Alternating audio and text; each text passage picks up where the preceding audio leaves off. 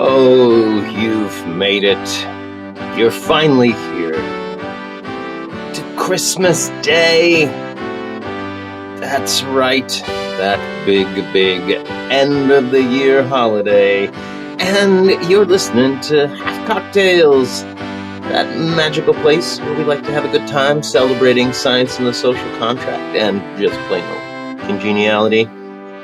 I am alone in the lounge today. Everyone's off celebrating with their families, and I don't know, maybe you are too. It's a wonderful, wonderful thing to have families and friends to celebrate holidays with. Today's episode is brought to you by Bob Cratchit's Candle Shop. And, you know, the poverty really gives the candles an extra special glow. Oh, Bob Cratchit.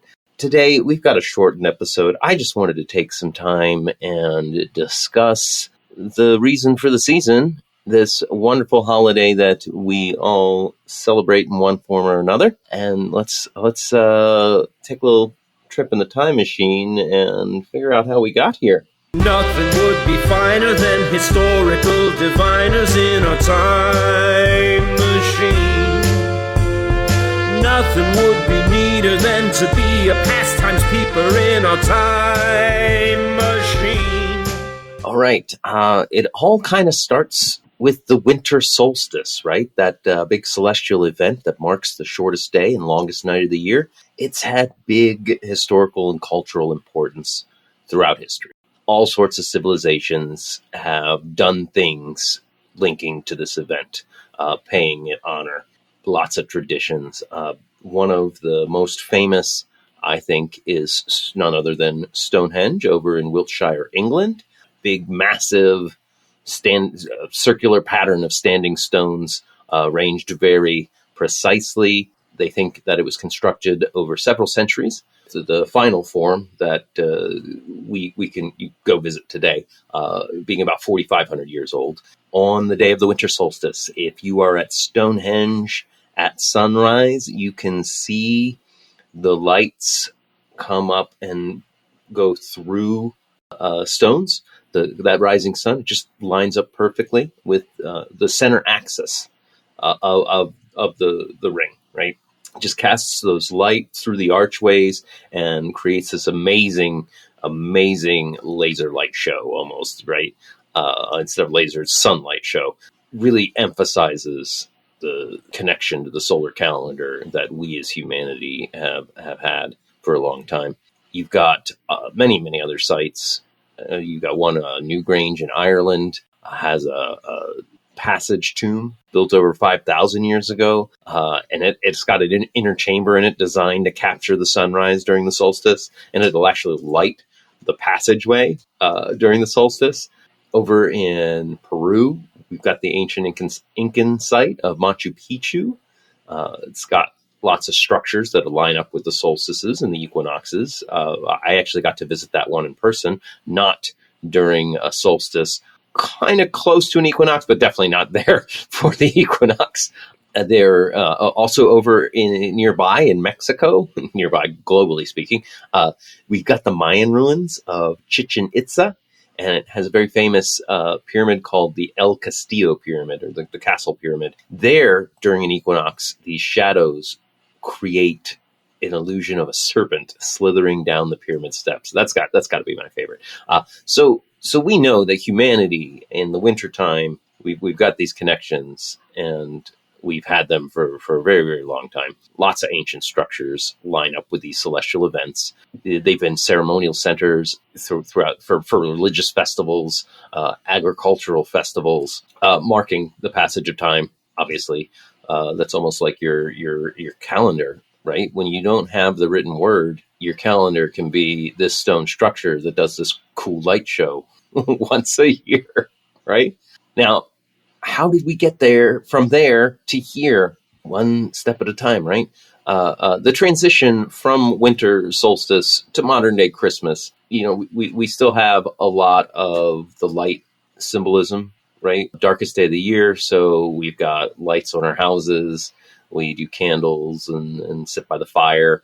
Lots of decorative illuminations. that are direct carryovers to this concept of light being the important thing. I mean, it's the darkest night. We knew that just from paying attention, right? Like we knew that even just from paying attention to the world around us that isn't on screens, right? When you're living out in nature, you're really, really in tune with those stars, right? Like you can't even see in some of the big cities. Watch the seasons change, but the stars in the winter different from the stars in the summer. But it didn't go all the way from one to the other, right? We had a whole thousands of years in between.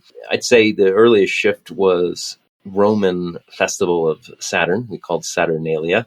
Very joyous occasion characterized by big feasts and buffets, giving gifts. They would have masters and slaves switch roles. Just a general atmosphere of merriment and revelry. Saturnalia typically lasted a week or so, and lots of socializing, small presents. They considered it a period of liberty, societal norms set aside, and as we know, the Roman Empire adopted Christianity, particularly in the 4th century under Emperor Constantine. We saw a lot of those pagan traditions merge with Christian beliefs.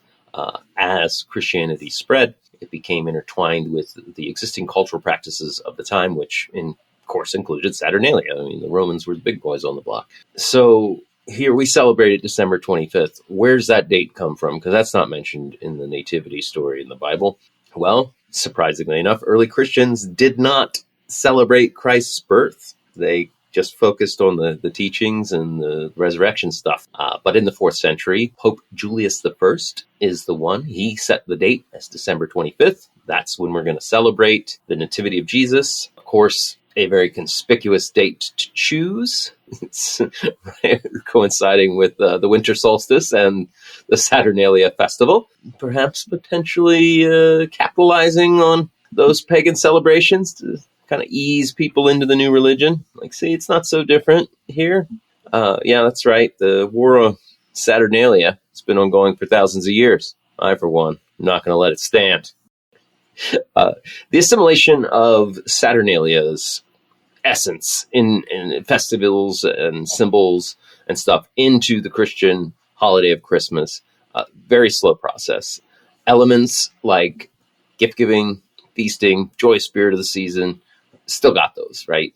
But it was over time things like decorating evergreen tree, calling it a Christmas tree. You know, that's a really pagan ritual. Like, I'm going to take a tree into my home.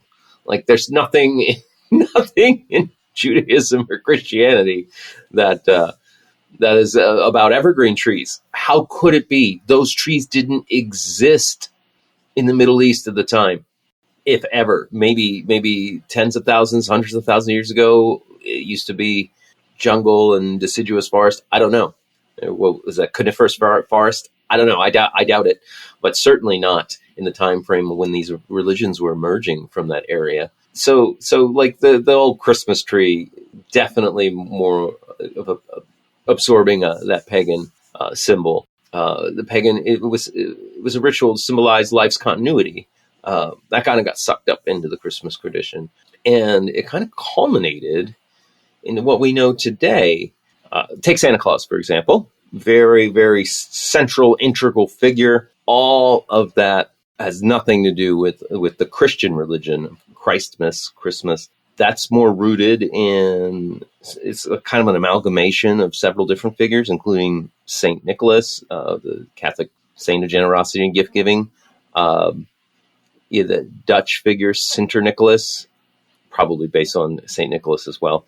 But it wasn't until the 1930s and the Coca-Cola company did an ad campaign that created this smiling, jolly, fat, bearded man that we understand as Santa Claus. That, an ad campaign. And it's kind of fitting because the commercialization of the holiday has been so thorough.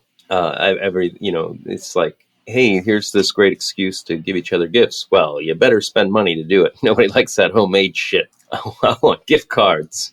I want my electronics. Hopefully, your family traditions include some homemade gift giving and certainly putting some thought into it, which was I think the original spirit in any of these festivals, be they Saturnalia or Christmas. The spirit of generosity and gift giving is to please the other person, right? So unless they're like, cash is what pleases me the most. That was one of my brothers growing up.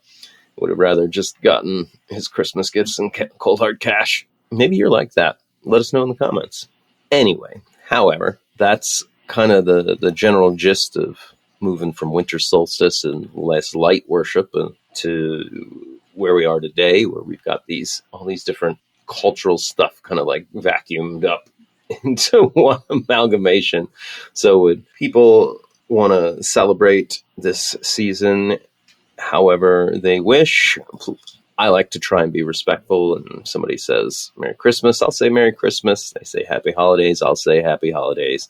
Just mirror it back, because to me, it's about having the shared celebration, and I don't think what we call it is too important. If you want to call it Saturnalia or the Winter Solstice, or you want to call it Christmas, I don't care. We're all trying to celebrate togetherness, goodwill, generosity, feasting. And with that, folks, have a wonderful holiday. Merry Yuletide, Festivus for the rest of us. Thank you for joining us all the way to the end. No, it wasn't a super long time, but hopefully you've got other stuff to do anyway. And enjoy it. Like, share, rate, subscribe. Got all the fancy links there in the episode description. And we'll be back at you next week with some more great times here in the Half Cocktails Lounge. Until then, be well.